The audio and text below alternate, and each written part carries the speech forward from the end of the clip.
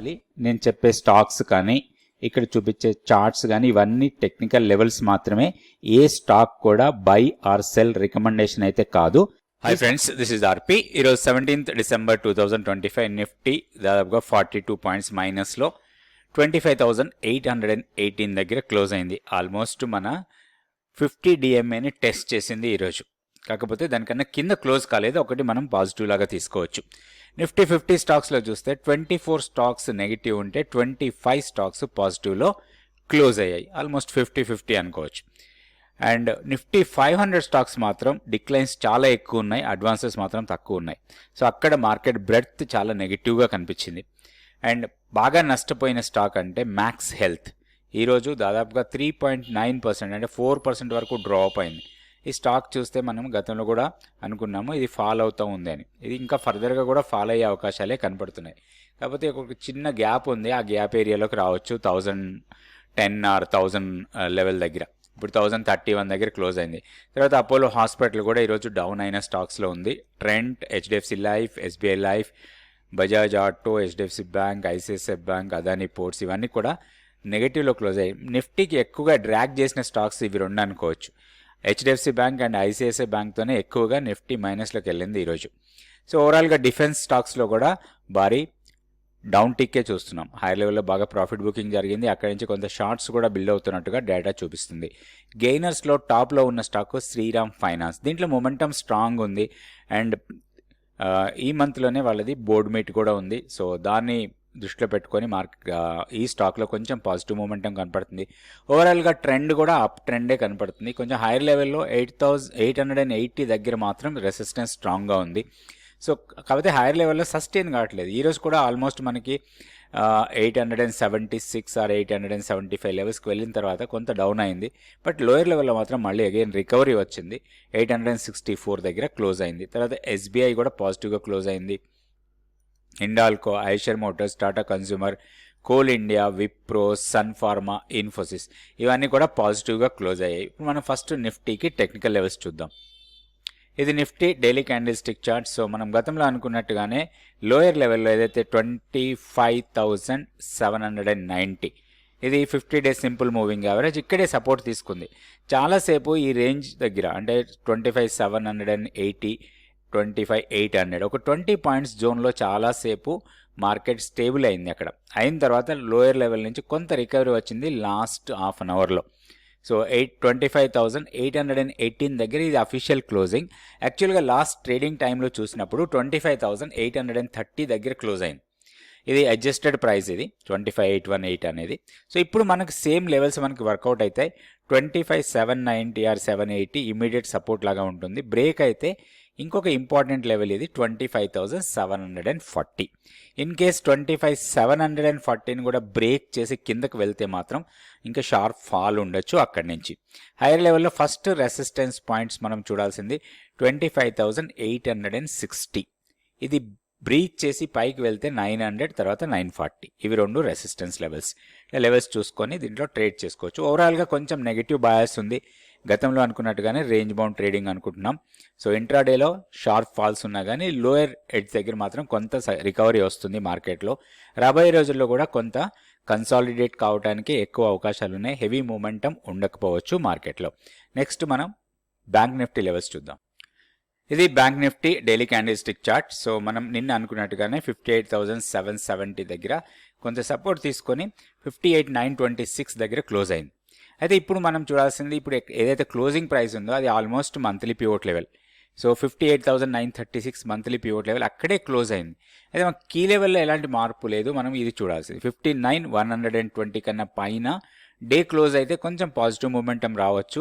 లేకపోతే ఇది కొంత కన్సాలిడేట్ కావచ్చు. అరౌండ్ 58,500 నుంచి 59,800 మధ్యలో కన్సాలిడేట్ అయ్యే అవకాశాలు ఎక్కువ ఉన్నాయి.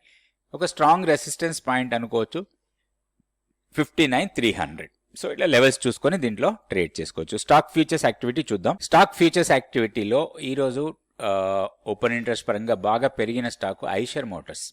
ఇది 12% ఓపెన్ ఇంట్రెస్ట్ పెరిగింది. 7,153 దగ్గర క్లోజ్ అయింది. తర్వాత AU Bank, Sun Pharma, Infosys, Dalmia Bharat, zinc, Hindustan Zinc, SRF, Hindalco, LTIM ఇవన్నీ కూడా ఓపెన్ ఇంట్రెస్ట్ పెరిగి ప్రైస్ పెరిగిన స్టాక్స్. తర్వాత షార్ట్ బిల్డప్ ఉన్న స్టాక్స్లో 132 స్టాక్స్ ఉన్నాయి. ఇందులో టాప్ లూజర్ పాలీక్యాబ్. ఈరోజు మనం పాలీక్యాబ్కి టెక్నికల్ చార్ట్ వేసుకొని చూద్దాం. తర్వాత సన్మాన్ క్యాపిటల్, ఫిన్ నిఫ్టీ, కోల్గేట్ పామోలివ్, పిడిలైట్, తర్వాత Muthoot finance, Nestle, HDFC AMC, angel one, ఇవన్నీ కూడా షార్ట్స్ బిల్డ్ అవుతున్న స్టాక్స్లో కనపడ్డాయి. అట్లనే షార్ట్ కవరింగ్లో కొన్ని స్టాక్స్ ఉన్నాయి. ఇందులో బ్యాంకింగ్ స్టాక్స్ ఎక్కువగా కనిపించాయి. పిఎస్యు బ్యాంక్లో స్పెషల్గా bank of India, Indian bank, bank of Baroda, వీటిలో కొంత ఓపెన్ ఇంట్రెస్ట్ తగ్గుతూ ప్రైస్ పెరిగిన స్టాక్స్. ఇందులో నుంచి బ్యాంక్ ఆఫ్ ఇండియాకి ఒకసారి టెక్నికల్ చార్ట్ చూద్దాం. 2 స్టాక్స్ తీసుకుందాం. ఒకటి పాలీక్యాబ్, రెండోది బ్యాంక్ ఆఫ్ ఇండియా. ఇవి రెండు కూడా మనకి ఫ్యూచర్స్ డేటా నుంచి సెలెక్ట్ చేసుకున్న స్టాక్సే. వాటికి టెక్నికల్గా చార్ట్ చూద్దాం. షార్ట్స్ బిల్డ్ అవుతున్న స్టాక్లో టాప్లో ఉంది పాలీక్యాబ్. ఇది Polycab daily candle stick chart. So ఇక్కడ కొంచెం ఫాలింగ్ స్ట్రాంగ్గానే కనబడుతుంది. ఇక్కడ నుంచి స్ట్రాంగ్ ఫాల్ చూసాం. ఇది చిన్న పుల్ బ్యాక్, ఇది సస్టైన్ కాలేదు. ఒకటి ఇక్కడ మెయిన్ ఇంపార్టెంట్ ఏంటంటే ఇక్కడ ఈ పాయింట్ దగ్గర ఏదైతే ఈ హై పాయింట్ ఉందో ఇక్కడ మనకి షార్ట్ టర్మ్ మూవింగ్ యావరేజెస్ ఉన్నాయి. సో అవి మనకి కొంచెం ట్రబుల్ చేస్తున్నాయి. ఒకటి ఏంటంటే మనకి 20 డే ఎక్స్పోనెన్షియల్ మూవింగ్ యావరేజ్ ఇక్కడే ఉంది, అండ్ దాంతోపాటుగా 100 డే ఎక్స్పోనెన్షియల్ మూవింగ్ యావరేజ్ కూడా ఇక్కడ ఉంది. సో అవి రెండు మనకి ట్రబుల్ చేశాయి. అండ్ ఇంకొకటి ఏంటంటే ఓవరాల్గా ఫాలింగ్ ఇది. సో ఈ ఫాలింగ్ ఈ చిన్న పుల్ బ్యాక్ మాత్రమే. ఇది ఫర్దర్గా కూడా డౌన్ సైడ్ రావడానికి ఎక్కువ అవకాశాలు కనపడుతున్నాయి. సో మనం ఫిబ్నాచి రీట్రేస్మెంట్ టూల్ వాడతాం ఎక్కువగా మన రీట్రేస్మెంట్ లెవెల్స్ కోసం చూసినప్పుడు. సో ఈ ఫాల్ తర్వాత ఒక రీట్రేస్మెంట్ అయ్యి ఫాల్ అవుతా ఉంది. సో ఇప్పుడు మనకి దీంట్లో సపోర్ట్ పాయింట్స్ చూసుకోవచ్చు. మనం అంటే జనరల్గా మనం ఒక షార్ట్ ఎంట్రీ తీసుకుంటే ఈ సపోర్ట్ పాయింట్స్ దగ్గర మన షార్ట్స్ని కవర్ చేసుకునే అవకాశం ఉంటుంది. సో ఇట్లా మనం లెవెల్స్ చూసుకోవాలి జాగ్రత్తగా. ఈ లెవెల్స్ చూసుకొని ఆ లెవెల్స్ ప్రకారమే మన ప్లాన్ ఉండాలి. ఇప్పుడైతే బయింగ్ ఆపర్చునిటీ ఏం లేదు. దీంట్లో బయింగ్ ఆపర్చునిటీ రావాలంటే మంత్లీ పివోట్ లెవెల్ కన్నా పైన డే క్లోజ్ కావాలి. అప్పుడు మాత్రమే దీంట్లో బయింగ్ ఆపర్చునిటీ కోసం చూడొచ్చు. అదర్వైజ్ కంప్లీట్ డౌన్ కన్నా రావాలి. బాగా స్ట్రాంగ్ ర్యాలీ ఎక్కడ తీసుకుందో అక్కడి వరకు కన్నా రావాలంటే 5900 ఆ లెవెల్ కన్నా రావాలి. అప్పుడు మాత్రమే దీంట్లో లాంగ్ ఎంట్రీ తీసుకోవచ్చు. ఒకటి బ్రేక్అవుట్ ట్రేడ్ తీసుకోవాలి, లేదా డీప్ కరెక్షన్ వచ్చినప్పుడు ఎంట్రీ కోసం చూసుకోవాలి. ఇప్పుడు మాత్రం ఎలాంటి ట్రేడ్ లేదు, షార్టింగ్ ఆపర్చునిటీ కనపడుతుంది. ఏదైనా పుల్ బ్యాక్ ఇస్తే ఒక షార్టింగ్ ఆపర్చునిటీ కోసం ప్లాన్ చేసుకోవచ్చు. ఇది పాలీక్యాబ్. సో ఇది bank of India daily candle stick chart. ఇక్కడ డీసెంట్ ర్యాలీ తర్వాత కరెక్షన్ ఇది. ఈ కరెక్షన్ ఇక్కడ కన్సాలిడేట్ అయింది. సో ఈ రోజు మాత్రం కొంచెం పాజిటివ్ మూమెంటం కనపడింది. ఇక్కడ ఒక్కటి మనం చూడాల్సింది ఏంటంటే మంత్లీ పివోట్ లెవెల్ చాలా దగ్గరలో ఉంది. ఇప్పుడు 142 దగ్గర క్లోజ్ అయింది అనుకుందాం. 141.96 పైసా. సో 142, 145 దగ్గర కొంత టెక్నికల్గా ఇది రెసిస్టెన్స్ ఏరియా. ఇప్పుడు దీంట్లో మనం అబ్జర్వ్ చేయాలి. ప్రైస్ కొంత కన్సాలిడేట్ అయ్యి 145.70 పైసాని బ్రేక్ చేస్తే మాత్రం ఇది ఫర్దర్గా అప్ సైడ్కి వెళ్ళొచ్చు. ఇక్కడ కూడా మనకి రీట్రేస్మెంట్ లెవెల్సే వర్కౌట్ అయితే మనకి చాలాసార్లు. సో ఈ ఫిబొనాచి టూల్ ఏదైతే ఉందో ఇది మాత్రం చాలా ఇంపార్టెంట్ టూల్ మనకి. సో వన్స్ ఇది బ్రేక్ చేసి పైకి వెళ్తే నెక్స్ట్ 154 ప్రొజెక్టెడ్ లాగా ఉంటుంది. సో ఇట్లా మనం లెవెల్స్ చూసుకోవాలి. సో ఎప్పుడైతే మనం 145 కన్నా పైన మన ట్రేడ్ చేసుకుంటే 140 మన స్టాప్ లాస్ లాగా ఉండాలి. స్టాప్ లాస్ కూడా తప్పకుండా పెట్టుకోవాలి మనం. ఏం లేదు, ఇక్కడ చిన్నగా ర్యాలీ వెళ్ళిన తర్వాత పుల్ బ్యాక్ ఇచ్చింది. ఈ పుల్ బ్యాక్ ఇచ్చి కన్సాలిడేట్ అయ్యి మొమెంటం తీసుకుంటే మాత్రం నెక్స్ట్ వేవ్ వరకు వెళ్ళొచ్చు. జనరల్గా ఎప్పుడు కూడా మార్కెట్ ఎప్పుడు ఒకటే డైరెక్షన్లో ఇట్లా వెళ్ళిపోదు. కొంత ముందుకు వెళ్ళిన తర్వాత ఒక చిన్న పుల్ బ్యాక్ రావాలి. ఆ పుల్ బ్యాక్ తర్వాత మళ్ళీ పైకి వెళ్ళాలి.